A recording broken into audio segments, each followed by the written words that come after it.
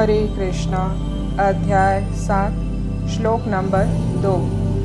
ज्ञानं तेहं सविज्ञानम् इदं वक्ष्यामि अशेषतः यज्ञात्वा नेह भूयोऽन्यज्ञात्वम् अवशिष्यते। इसका अर्थ, अब मैं तुमसे पूर्ण रूप में व्यवहारिक तथा दिव्य ज्ञान कहूँगा।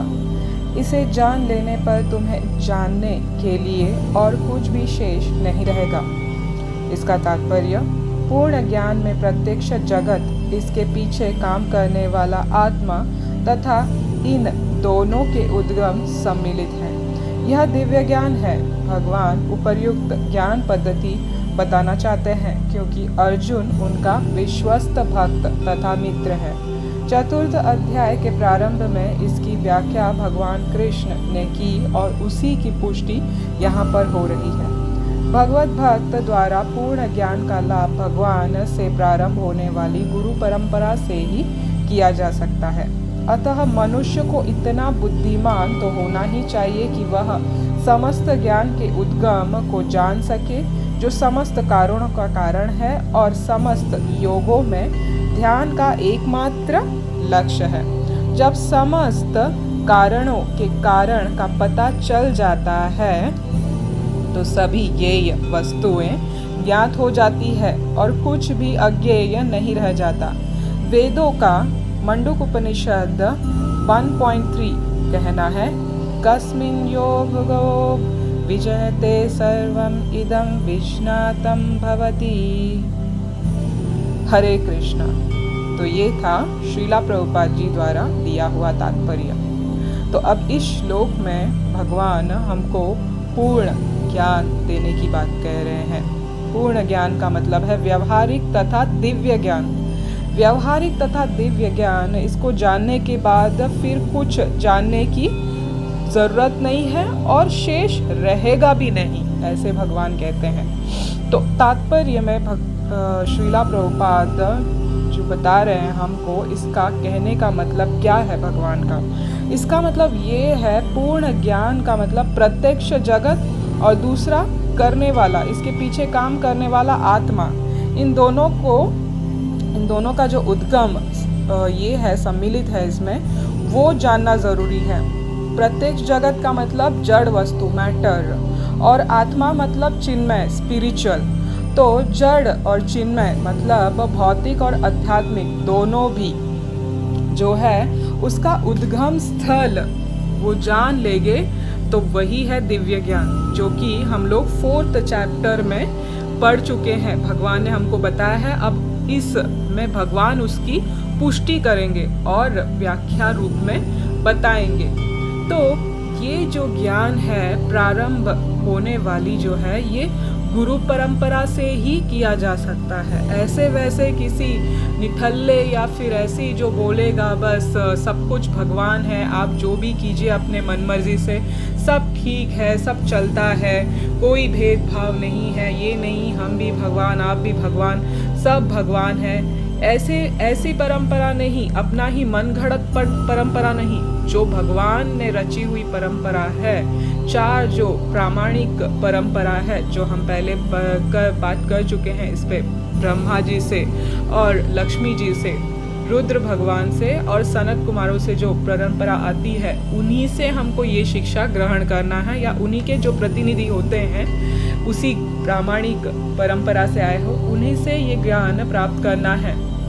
नहीं तो ये ऐसे काम करेगा जैसे विष, जो जहरीला सांप है, विषैरा सांप है, तो वो उसके होंठ अगर दूध को छू लेते हैं तो हमें समझ में नहीं आता कि दूध विषैरा हो गया है और हम पीने की चेष्टा करेंगे, समझेंगे नहीं कि इसमें विष मिला हुआ है। तो ये इस तरह से इसका वर्णन शास्त्र में किया जाता है कि हमें बहुत सावधानी से ये ज्ञान प्रामाणिक गुरु से ही लेना है, नहीं तो हम अपने ही मनगढ़ंत कहानी बना लेंगे। तो जो पूर्ण ज्ञान है वो पूर्णता से पारंपरिक गुरु के इससे ही पूर्णता से हम ले सकते हैं। जैसे कि पहले चीज समस्त ज्ञान का उद्गम जान लेना मतलब उसका सोर्स क्या है, और जो समस्त कारणों का कारण है मतलब कॉज ऑफ ऑल कॉजेस, और फिर समस्त योगों में ध्यान का एकमात्र लक्ष्य होना मतलब योगी जो ध्यान लगाता है उसका एकमात्र लक्ष्य जो वो ध्यान लगाता है वो किस पे लगाता है। तो इन चीज़ों को समझना बहुत ज़रूरी है। जब इन समस्त कारणों के कारण का पता चलेगा तो सभी वस्तु जो है वो ज्ञेय हो जाएगा मतलब मतलब हमें पता चल जाएगा, ज्ञान मिल जाएगा हमें उस चीज़ों का। और जब कुछ भी अज्ञेय नहीं रहेगा, इसीलिए शास्त्र में वर्णन है कि मनुष्य जीवन पाने पर हमें इन सब चीज़ों का ज्ञात होना चाहिए कि हम कौन हैं, ये जड़ वस्तु क्या है, हमारा इस संसार में आने का हेतु क्या है, इसके पीछे राज क्या है, ये सृष्टि किसने बनाई, क्यों बनाई, ये सब प्रश्न आना चाहिए। न कि पशु पक्षियों के जैसे आए और खा पी के मौज मस्ती करके अपने ही इंद्रिय तृप्ति के भोगों में लगे रहे, अपने ही कार्यकल्पों में लगे रहे। दुनिया चल रही है, बस चल रही है, ऐसे ही हम कर रहे हैं, अपने अपने काम धंधे में लगे हैं और अंत तो गत्वा कुछ समझ में नहीं आएगा और ऐसे ही शरीर छोड़ के चले जाएंगे, कोई और शरीर धारण करना पड़ेगा। तो जब मनुष्य योनि मिली है जो कि बहुत दुर्लभ है, ये 84 लाख योनियों में एक योनि है जो बहुत ही दुर्लभ है, ऐसे कोई पुण्य कर्म करने पर ही ये शरीर प्राप्त होता है। इसीलिए जब ये शरीर मिलता है तो हमको इसका पूर्णता से ज्ञान होना चाहिए कि हमें ये क्यों मिला है और क्यों इस संसार में हमको आना पड़ा है और कैसे करके हम यहाँ से निकलेंगे और हमारा असली जगह कहाँ है। ऐसे ही एक बार क्या हुआ, जगन्नाथपुरी के धाम के वहाँ पे एक गांव था। उस गांव में एक भक्त रहते थे, उनके घर में भगवान के विग्रह और शालिग्राम शिला वो पूजा करते थे। एक दिन उनके घर में डकैत हो गई। डकैत होने पर अब डकैत लोगों को तो भगवान की महिमा का तो पता ही नहीं, वो तो डकैत है, वो तो पेट भरने से मतलब है। तो उन्होंने भक्त के घर का पूरा सामान चोरी कर लिया। तो चोरी करने के बाद भगवान के विग्रह को भी चोरी कर लिया, शालिग्राम शिला भी उठा के लेके गए। अब भगवान के विग्रह को तो उन्होंने बाजार में बेच दिया। अब शालिग्राम शिला को देख के वो सोच में पड़ गए कि ये क्या पत्थर है, ये क्यों रखा हुआ था घर में और हम क्यों उठा के लेके आए। तो कोई नहीं, चलो इसको भी बेच देते हैं, कुछ ना कुछ रुपए मिल जाएगा। तो एक मोची था, उस मोची को उस जो डकैत थे उन्होंने 1 रुपए में वो शालिग्राम शिला बेच दिया। अब कहते हैं शालिग्राम शिला जो है वो भगवान कृष्ण, साक्षात भगवान कृष्ण है, और जहाँ शालिग्राम शिला होती है कई किलोमीटर तक वो स्थान तीर्थ स्थल बन जाता है, ऐसे कहने का शास्त्र में प्रमाण है। तो अब मोची को दे दिया, तो मोची ने क्या किया कि चप्पल बनाने का जो ये रहता है, सुई रहती है जिसे वो अपना चप्पल सिला सकता है, दुरुस्त कर सकता है, तो उसको ठोकने पीटने के लिए वो शालिग्राम शिला पत्थर समझ के इस्तेमाल करने लगा। अब उसको क्या पता कि ये तो शालिग्राम शिला है, क्योंकि वो तो बेचारा अज्ञान व्यक्ति था, उसको नहीं ज्ञात था, किसी ने उसको बताया नहीं, इस चीज़ के बारे में ज्ञात नहीं था, तो क्या वो करेगा। मगर वो जो व्यक्ति था उसने कहीं तो गीत गोविंद सुनी थी। तो गीत गोविंद दोस्तों कहते हैं भगवान जगन्नाथ को बहुत प्रिय है, बहुत प्रिय।